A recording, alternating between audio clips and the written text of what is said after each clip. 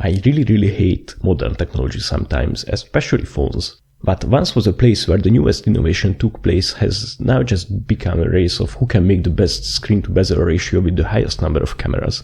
And this is really dumb. While all of this was happening, phone manufacturers took away functions that seem so basic and essential that I'm still really surprised that people aren't more angry.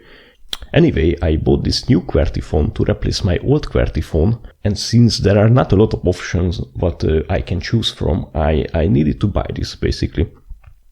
I need to make the features that the manufacturers could not because they were just too lazy. So in this video I'm making a case that is basically a cybernetic exoskeleton for the phone.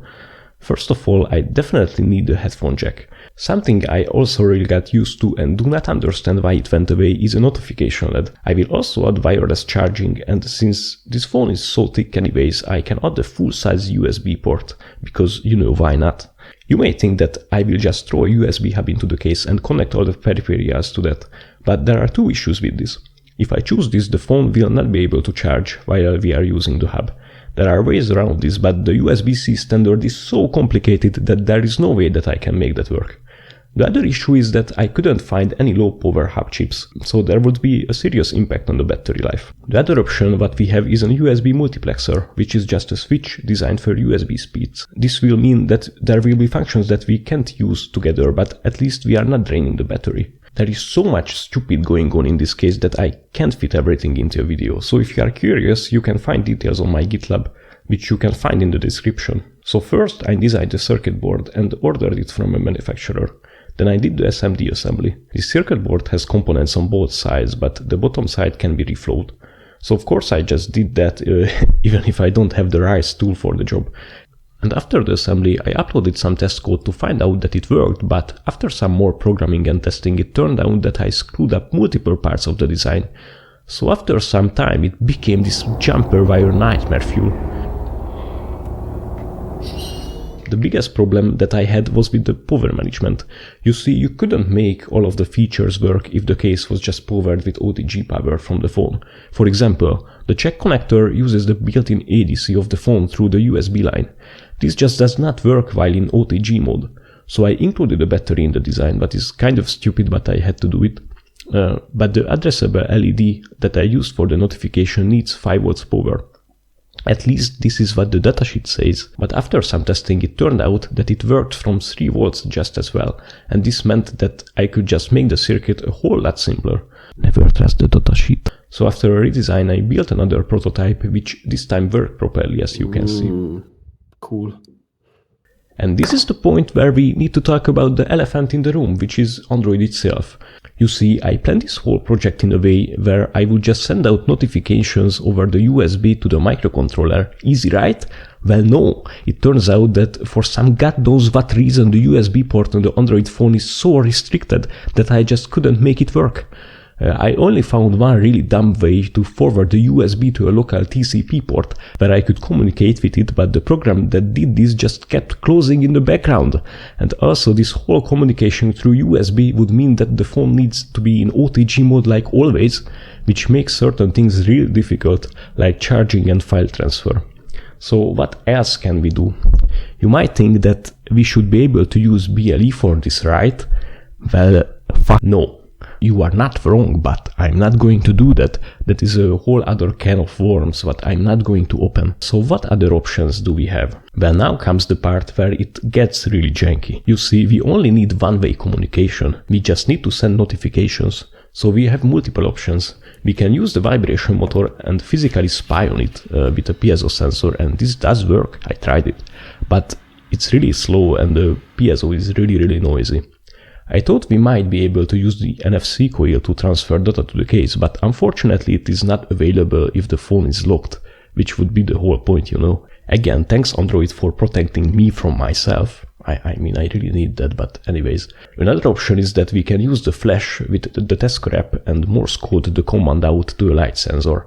And I don't doubt that this would work, and if I didn't have any other option, I think I would do this one. But what I have is this IR blaster on the phone. So we are going to send IR commands to the case. This even works when the phone is locked.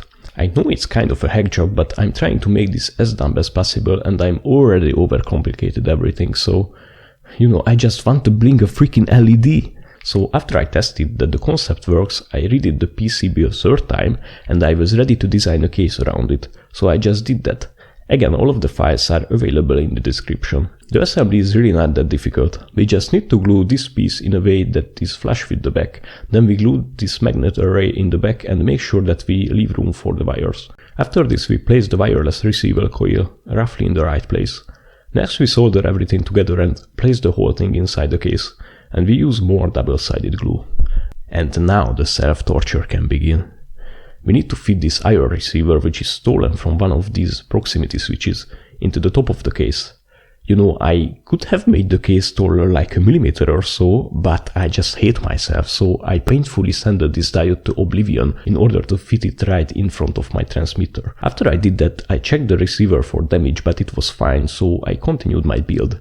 I placed the diode in a way that the phone can still be used as a remote, but the receiver also works. So I fixed the diode to this place with super glue and also tucked away the excess wiring. After this, I put the phone inside and ran a test. Fortunately, everything worked as expected, so it's time to finish the aesthetic pieces. The front cover consists of the cover itself and the light guide for the LED. I also made a diffuser from epoxy, and to scatter the light more, I also put a piece of paper in there. The light guide needs to be printed out from some kind of white filament to reflect the light. Then to stop light leaking through this part, I just painted it black. After this, there are 4 threaded inserts that need to be melted inside the part. Then it's just a matter of putting everything together. So I secured this piece with screws and then cut some carbon fiber printed vinyl stickers, both for the inside and the outside. And practically this is the whole assembly done.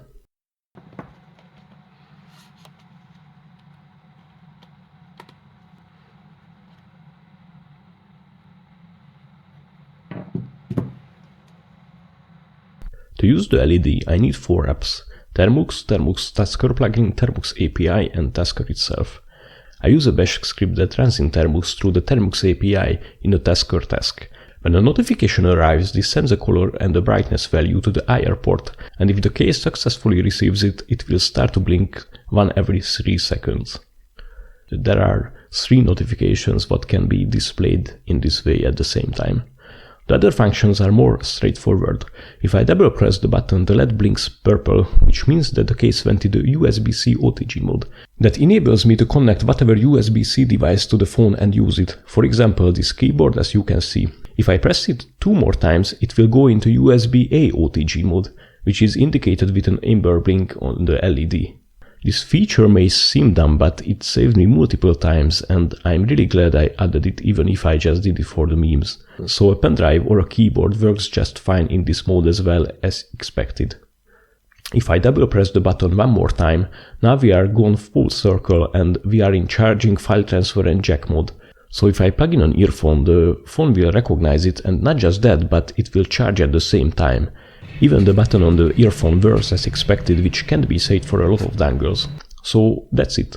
I think this project turned out to be quite functional and cool, and I'm really happy with it. If you are interested in the details, links are in the description. Bye. So this build was really stupid, and when I started to make this, I thought that this was going to be really simple. And no, just no.